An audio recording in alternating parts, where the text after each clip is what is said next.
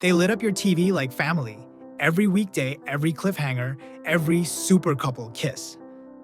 But behind the soft, focused romance was a harder script. Secrets, silent firings, recasts with no warning, and careers erased by one rumor. Tonight, we open the Silent Fame files on 10 soap legends who had to hide who they loved just to stay on air. Watch to the end, because the last story changes everything. 1. Anthony Geary, General Hospital's untouchable king, living behind a velvet curtain.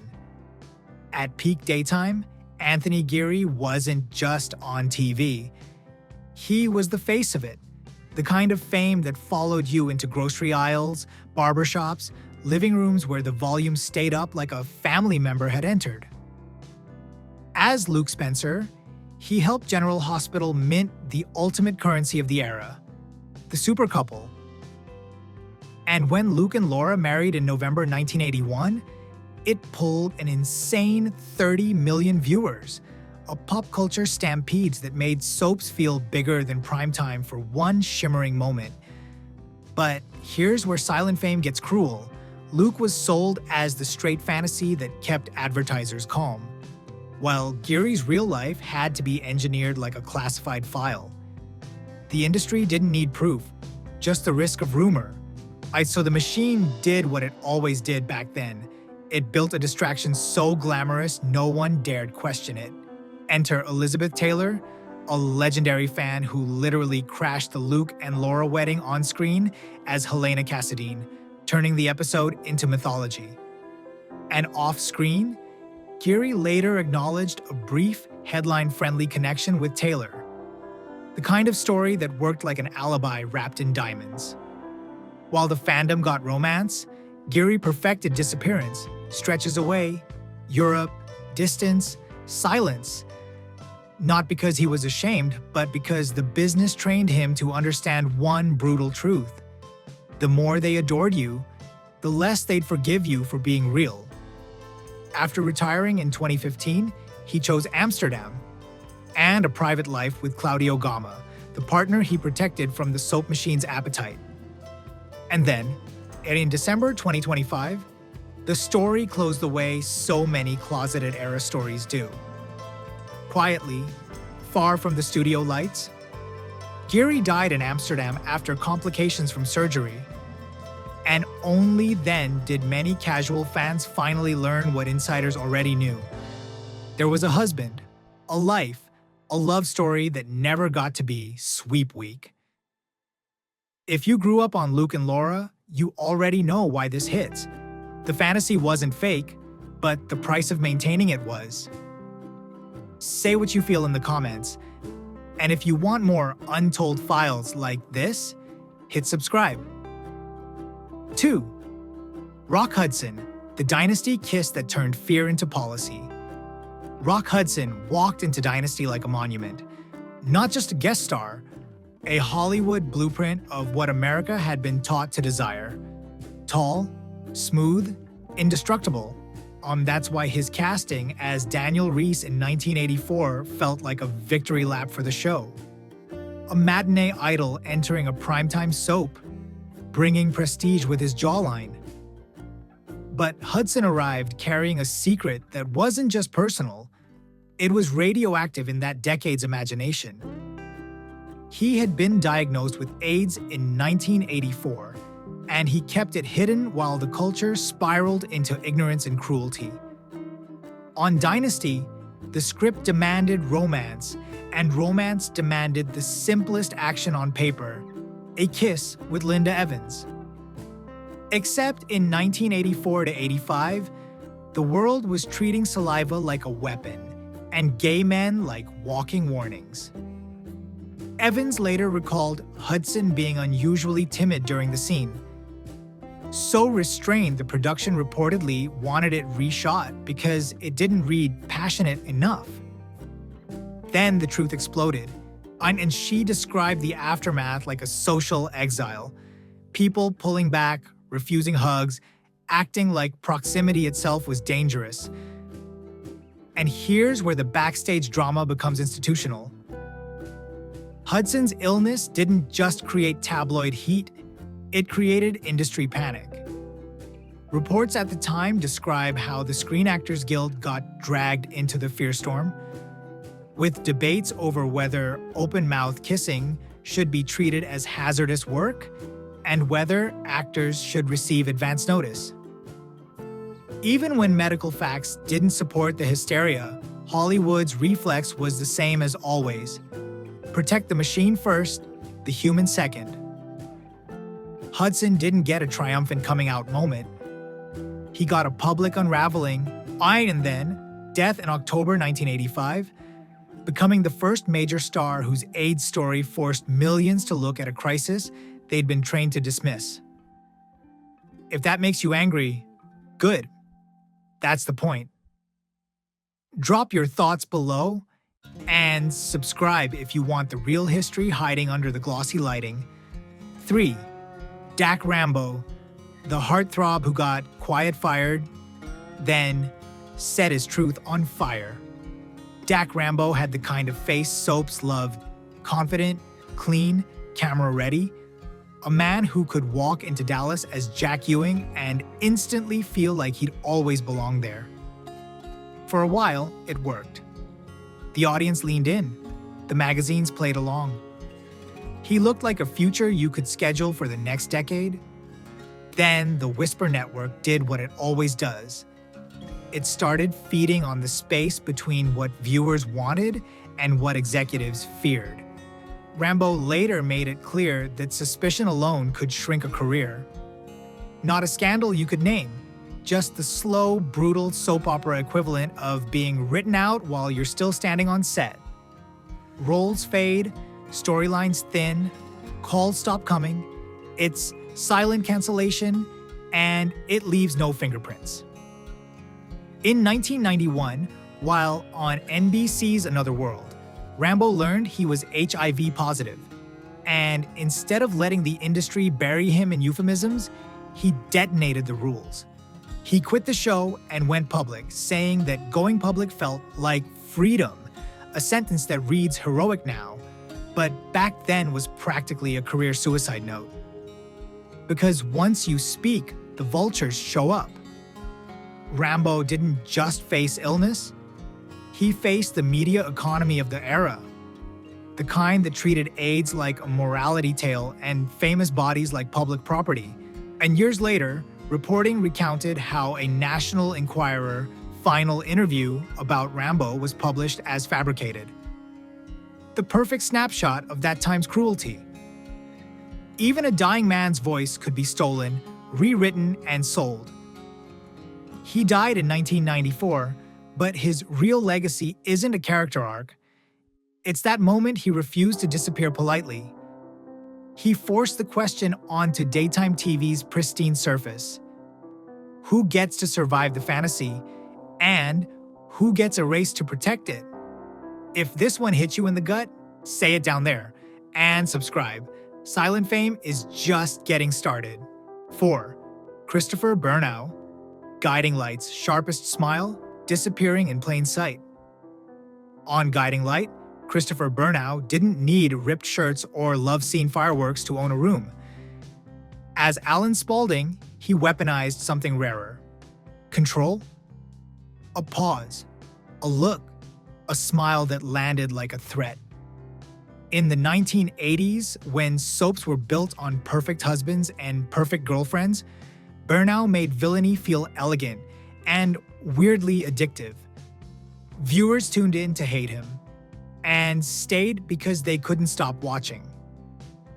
Off camera, he was something even more dangerous for that era, a man who didn't fully play the game. In New York circles, it was widely understood he was gay. Known in the community, known in the business, yet the show sold Alan as a relentless womanizer, as if overcompensation could erase the truth. And that's the glass closet in its purest form. Everyone knows, nobody says it, and the silence becomes part of the product. Then the industry's ugliest rule kicked in. The show never stops. By the summer of 1988, Bernau was too sick to work. Guiding Light didn't pause. It recast Alan Spaulding with Daniel Pillon and kept rolling, leaving fans with that uncanny shock. Same character, different face, and an unspoken grief flickering under the dialogue. Rumors spread, but daytime TV mastered the art of pretending nothing happened. The backstage reality was that Bernau had been diagnosed with HIV and was deteriorating fast at a time when HIV wasn't treated as an illness. It was treated as a moral headline. He kept showing up until his body wouldn't let him because in that era, taking time off could mean never being asked back. Even after he was gone, the truth was handled like contraband. When he died in June 1989, the public version of the story was scrubbed. Natural causes, vague language, soft-focused silence. It protected the brand, sure, but it also erased the man while preserving the role. Like the industry was saying, we'll keep your legacy, just not your truth. 5. Thom Bierdz, the soap prince who got killed off. Then life got crueler. In the late 80s, The Young and the Restless sold Thom Bierdz as Philip Chancellor III. Genoa City royalty with heartbreak in his eyes, the kind of good guy fans wanted to protect. He was young, handsome, and positioned like a long-term investment, until the rules of the era tightened around his throat. Off-screen, the Bierdz was a gay man in a business that treated that truth like an insurance risk. Managers warned him. Publicists coached him. The old ritual kicked in. Keep the smile, keep the mystery, bring a date to the party. Not love, cover. Daytime TV didn't just want your performance, it wanted your disguise.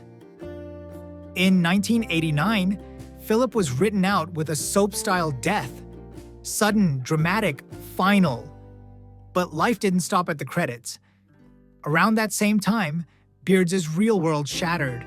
His younger brother Troy, diagnosed with paranoid schizophrenia, murdered their mother in their kitchen, beating her with a baseball bat. Years later, another brother, Craig, died by suicide after battling depression. Bierdz didn't just lose a role, he lost the center of his life. So he vanished. Not in a glamorous taking a break way, but in the way people disappear when surviving becomes the job. He poured himself into painting, into solitude, into the slow, brutal work of forgiveness, while Hollywood moved on like it always does. Then the universe wrote its own twist. In 2009, Y&R brought him back with a storyline that felt like a confession. Philip hadn't died. He'd faked his death because he was gay and couldn't face his family. The show turned silence into plot, and Bierdz turned plot into mirror, finally stepping into the light as himself, not a rumor. Fans erupted, some cheering the honesty, others furious that their legacy prince had been living a double life. And that argument still hasn't died. Even that victory had a sting. Daytime could let a gay man return, and still hesitate to let him live messy, romantic, fully human. If Thom's story hit you, leave your thoughts below, and subscribe to Silent Fame, where the truth doesn't need permission. 6. Robert Reed, America's perfect dad, cracking under a perfect lie. If you grew up with TV humming in the background, Robert Reed's face felt like safety. Calm voice, steady posture, the kind of father figure America wanted to believe in. And yet, behind that polished image was a man who looked like he had everything and lived like he couldn't breathe. Reed wasn't built for cute and easy. He was classically trained, serious to the bone, and famously allergic to lazy writing. On sets, he became difficult, Hollywood's favorite label for any man who won't smile on command. He wrote memos about scripts, fought producers over logic and motivation, demanded meaning in scenes designed to sell comfort. People called it ego. But under it was a quieter truth. He was a gay man in an era where being out didn't just risk roles. It risked your whole life.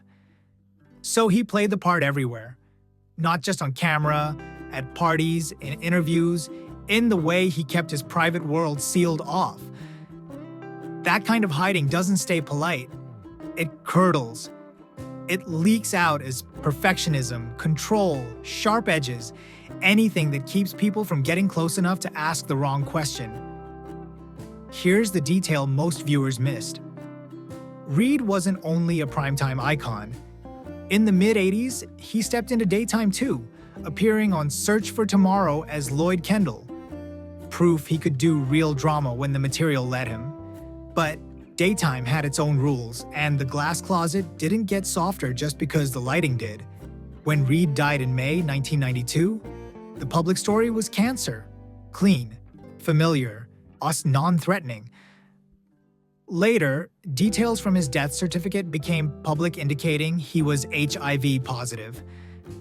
Suddenly, audiences had to process an impossible sentence.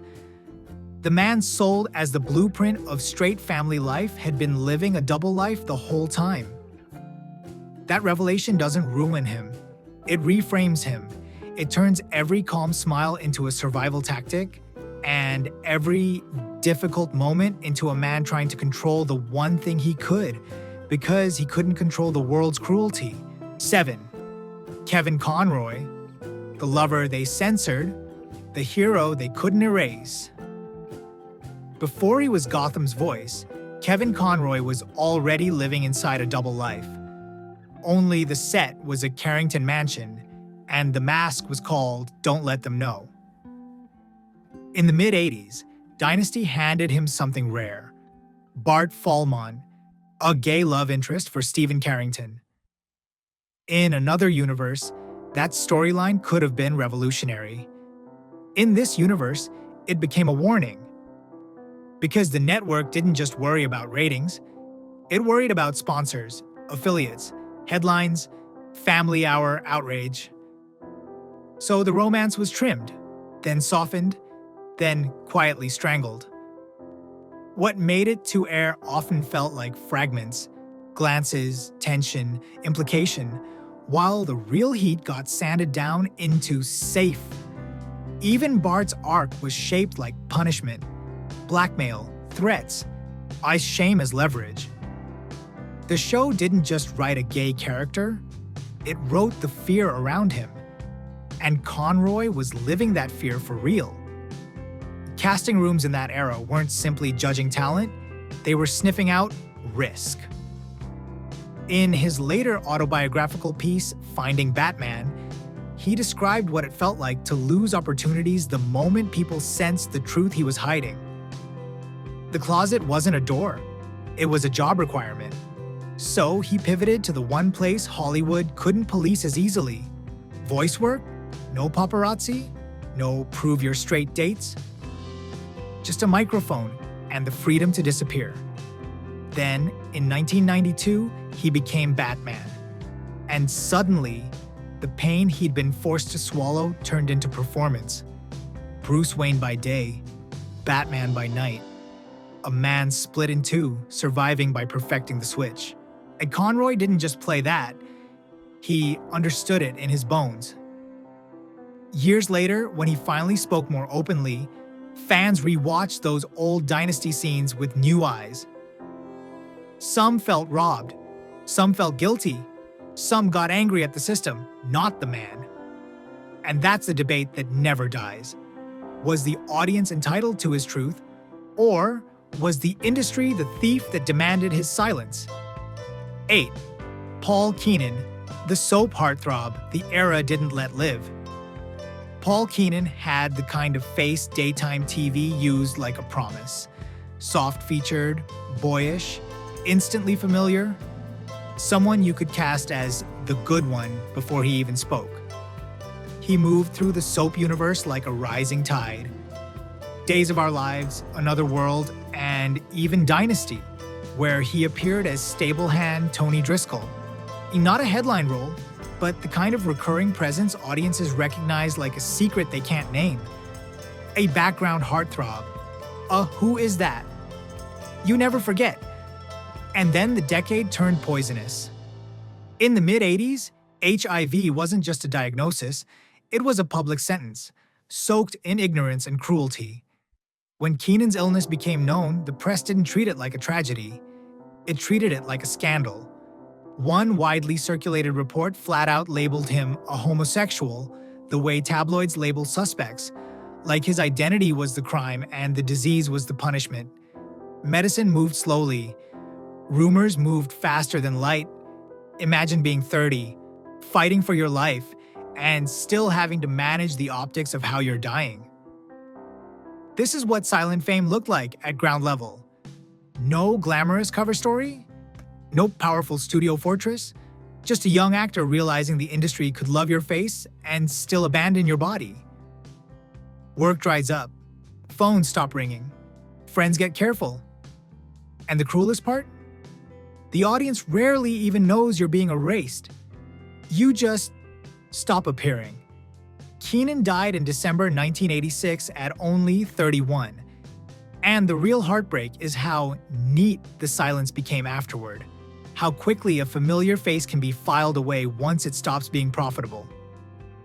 That's the question that should make people furious. How many careers didn't end because of talent, but because the era decided certain truths were unmarketable? 9. Terry Lester, the original heartthrob who got recast, then rewritten out of the story.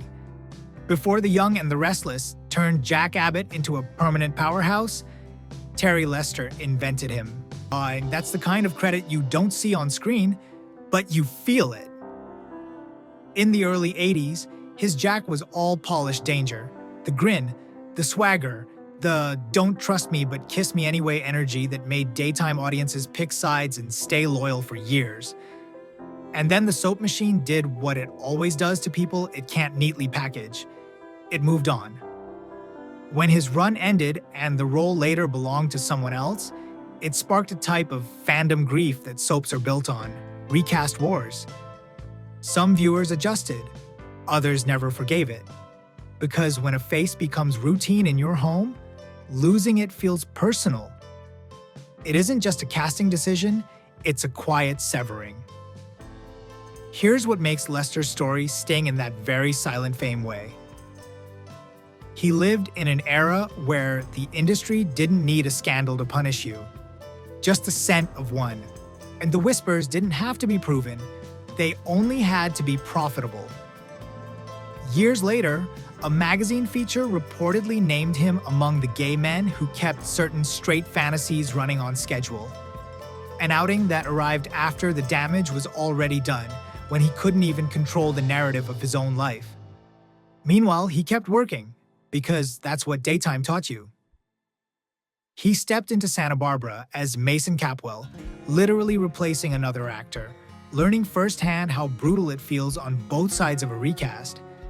And on As the World Turns, he was handed a wild awards bait twist.